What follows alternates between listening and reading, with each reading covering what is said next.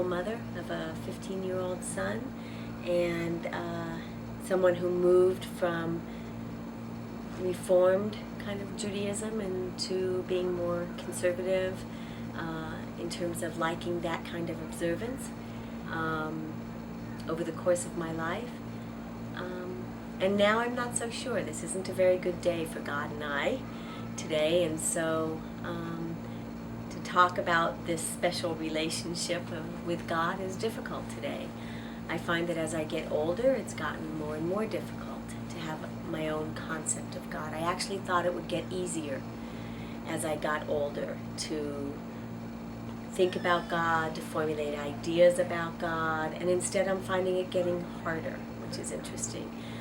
My next birthday will be my 60th, so I kind of didn't expect to be here now.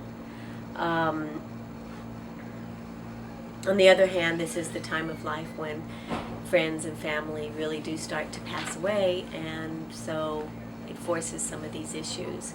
I have trouble thinking about God as with any kind of image. I don't like it when prayer books in various Jewish synagogues refer to God as he or she. I can't assign any kind of face to God or body to God. I have trouble with images of God that make God look like a person. And I think that sometimes I'm kind of moving into more of like almost a Buddhist, perhaps, influence. But this kind of sense, or even more of the American Indian. I mean, I really feel like a great spirit more than God.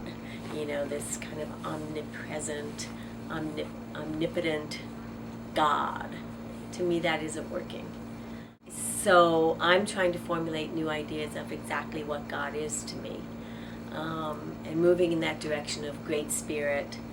You know, it'd be nice to be able to rail against God sometimes, to shake my fist and say, why? Why are there horrible things? Why are there starving people? Why are there Holocausts? Why are my friends dying?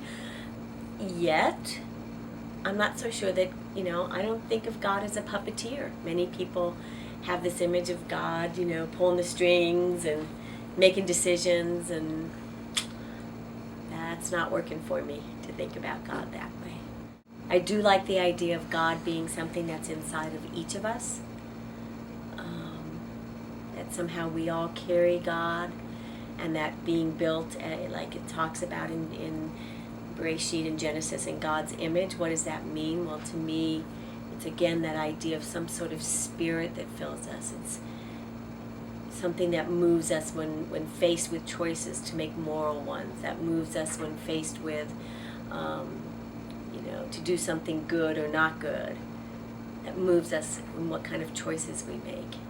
And yet I don't think that all people who do bad things are necessarily without God inside of them. I do believe in the kind of Jewish concept of God gave us Yeshir Tov and Yeshir Hara, the choice to do good, the inclination to do good, the inclination to do evil. And we make those choices.